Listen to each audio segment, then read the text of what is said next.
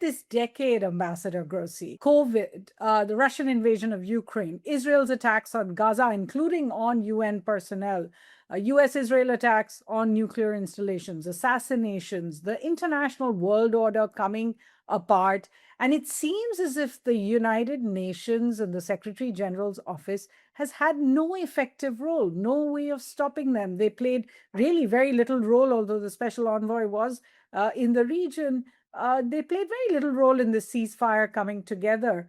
Do you still think that the United Nations is relevant? Well, I would not disagree with your diagnostic at all.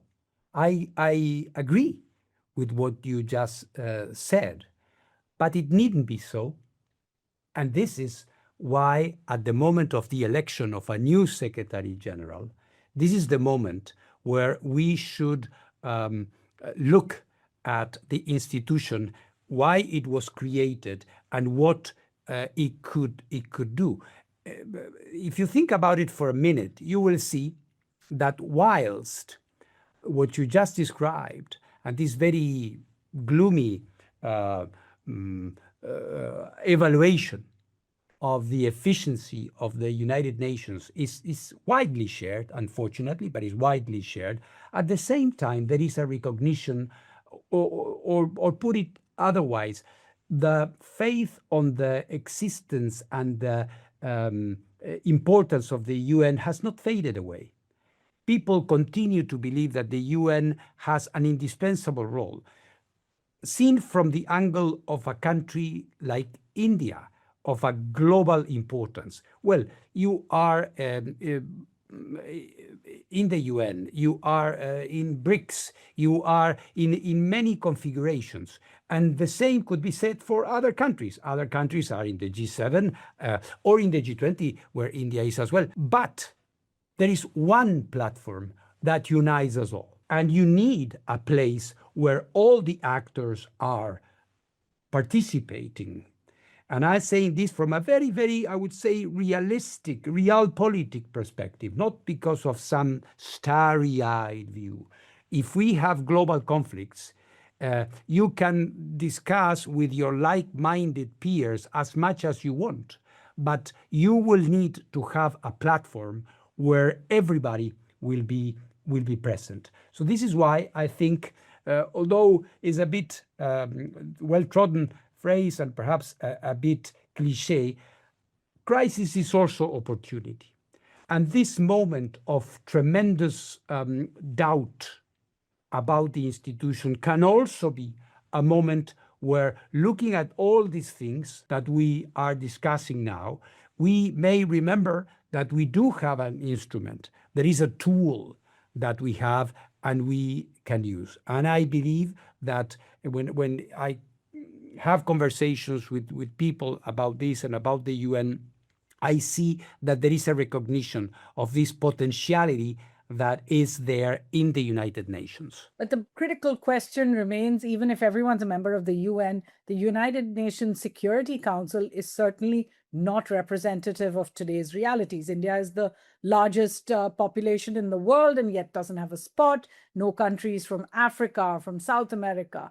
There's so much wrong with the United Nations Security Council, how it's built up right now. The question, can you offer a way forward? It's been decades since this has been discussed. Yeah. In the last few years, we talked about a text-based solution. What's your suggestion for the way forward? I do believe that what you say is also correct, in that, of course, the institution was created 80 years ago, and we still see this gap between the current realities. And when you apply the example of India, and there are other countries that have claims, etc., I think it's true. It's true.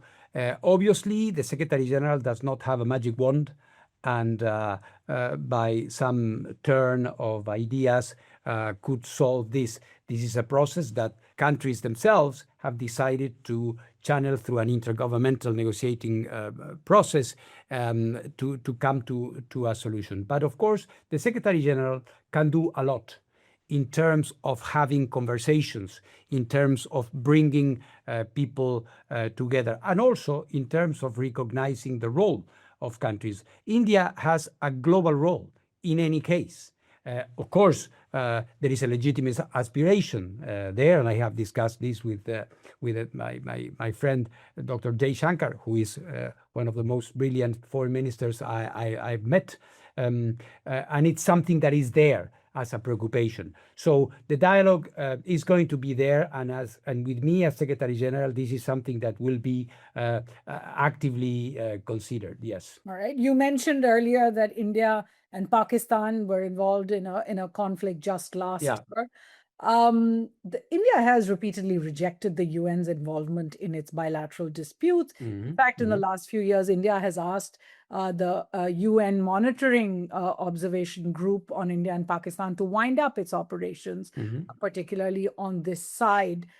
Is this something you would, as UN Secretary General, want to get involved in? Well, of course, this is a matter that has been under discussion since the advent of independent India and Pakistan as well. I think it's a matter that needs to be discussed. I am very aware of the position of India, of course, and also of Pakistan. I think it's important that we recognize that, as it happened just a few months ago, there is an issue of instability that needs to be addressed in dialogue with all the parties.